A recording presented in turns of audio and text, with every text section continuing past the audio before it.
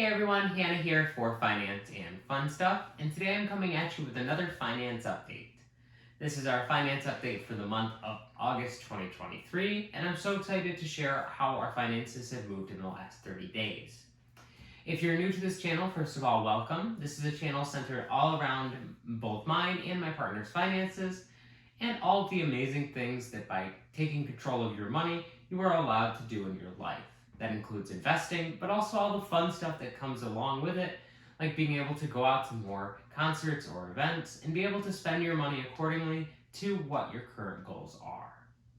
So without further ado, let's get right into this month's finance update. Starting off, as always, with our net worth category. Our net worth at the end of last month was sitting at $252.11. Now, this is actually an increase of a little over $240 from last month, as we were only at $9 in the end of June. Now, we are very happy to have reached this $250 milestone, and I know that sounds crazy, but for so long we were so buried deep into the negatives because we did buy a newer used car recently, and because we had no debt on our accounts at all, adding that larger car loan really did bring us down into the negative. But by consistently investing every single month, being diligent with our finances, and a little bit of help from the returns in the stock market over the past 6 months, we have been able to get to the point where we have finally hit a positive net worth again. It's really refreshing to see a positive number on our net worth, and I hope it keeps growing into the future. Now we are going to be moving on to possibly the most fun part of these videos, and that is the spending totals. So this is where we view a graph of exactly how much money we spent on specific category groups within our budget.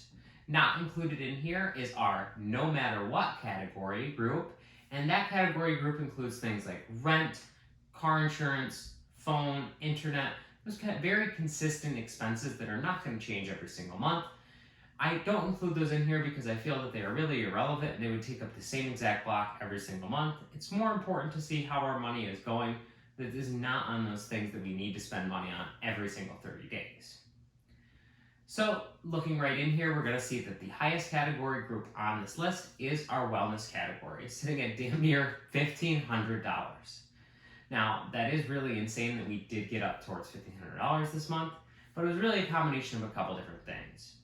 We had a yearly eye exam this month that totaled to be a little over $500 when you included the yearly contact exam for myself, as well as the eyeglasses exam for Sage and her new glasses. So we had both that on this, as well as an ER bill for when Sage went to the ER at the very beginning of July. And so that has really brought this category up into the crazy numbers for the last 30 days. But considering how low we spend on wellness in average over the last year, I consider that to actually be really good. Besides, you need to be able to spend money on your health in order to be able to enjoy all the great things in life. Now, looking on to the next largest category group here, we can see it's the needs but can vary category. Now, this category group contains things like our groceries, reimbursements, household goods, things of that nature. Now, our groceries category did balloon a little bit in the last 30 days, and that was up to $560. While this is not an insane amount, especially for two people living in an urban area, we do feel like we could cut this down a little bit. We have been able to get up down to $500 a month, and I feel like if we can get back under there, we would feel a lot better about our grocery budget. And the last category group of major importance here on this list is the us wants, sitting at $361. Now, how we got up to this high of a number is because we spent $100 on the parking for our festival that we are going to next month, and we also spent a little over $200 on eating out. Now, this is certainly atypical for us. Normally our eating out budget is about $100 or even a little bit less. But because we had so many different things going on last month and ended up in so many situations where it was, hey, do you want to hang out this weekend and come do this? We ended up spending a bit more on eating out last month than we typically do. But all in all, I consider $360 for our us wants groups to be pretty darn good. Now moving on to the goal portion of the video. This is where we take a look first and foremost at the goals we set last month, and then we try to set goals for the next 30 days. So taking a look at those goals we set last month, the very first goal was to get Abe's surgery with $300 more in it over the next month. We managed to blow right by this and get up to about $320 that we put into his surgery bill, which is great because we are building this up prior to getting the surgery done, so that way when the surgery comes, we can say that we have all of the money set aside for it as the worst case scenario, and then we can feel better about it moving into the surgery, and when we see that bill, we'll be able to pay it off and not feel bad about it at all. Now, our second goal we set last month was actually to hit all of our individual goals within our budget. In the budgeting software we use, You Need a Budget or YNAB, you could set specific goals on specific category groups.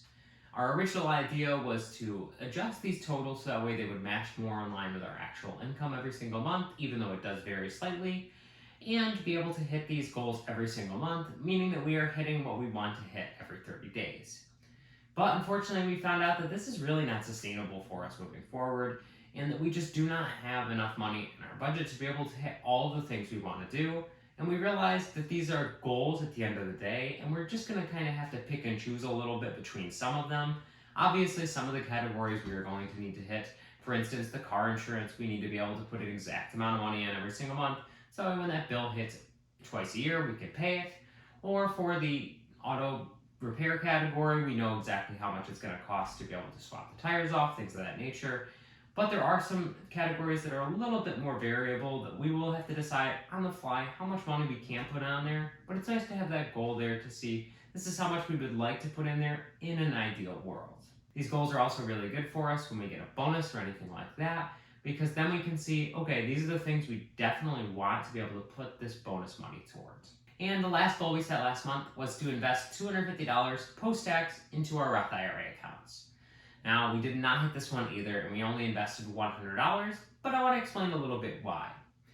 When we were reviewing over our budget template and realizing that we didn't have enough money to be able to do all of the things that we wanted to be able to do, we decided that we are putting a little too much into investing, and that $250 really was not sustainable for us. If you put an unsustainable amount of money into your investment accounts, you're inevitably going to have to withdraw from them down the road, so that way you can be able to bolster up your budget. So we decided we did not want to end up in this position where we had to sell our stocks, especially not in our Roth IRA account where we would get a significant tax penalty. So we decided that we were going to lower our investment allocations post-tax to $100 every month, and we feel really good about that, especially since we have so much money going pre-tax into our investment accounts. We feel like we can lessen the amount of post-tax money coming out of our budget a little bit. So now we are going to be moving on to our goals for the next 30 days. This is always the exciting part. It's where me and my wife get to brainstorm exactly how we want our finances to move. So our first goal we have for the next 30 days is to get our grocery budget down, as you probably had guessed from earlier in the video, but not just to $500. I want us to do the unthinkable. I want us to hit $400 in our grocery budget for the month of August. That's $100 a week for 2 people living in an urban area, and although that sounds crazy, I do think it is attainable for us. First of all, me working in food service does help out a little bit with that amount of money that we need to spend on food. Secondly, we also have quite a bit of food that we have in both our pantry and freezer that we honestly should be using up, so we don't need to buy as many proteins and things of that nature. And thirdly, by doing what we did a couple of months ago, where we go to the grocery store a significantly less amount of time and buy bulker in things that we are going to need. So if we only go to the grocery store 4 times throughout the month, 1 time for each week, and just make sure to buy extras of the things that we typically run out of, such as almond milk, eggs, that sort of thing, then we will end up in a position where we don't need to go back to the grocery store 3 or 4 times a week to buy this, this, and this, and that's where it really starts to add up every single month. And our second goal over the next 30 days is to have money left in our Moonrise category group. We are going to Moonrise Festival in Maryland next weekend, and we are super excited for that. However, I have noticed that whenever we go to these sort of experiences, we do tend to spend quite a bit of money, and it tends to be a little bit more than we budgeted for going into it. I want to be able to buck that trend right now, and to be able to say that we were able to budget enough money, decide how much money we need, and even go underneath that amount.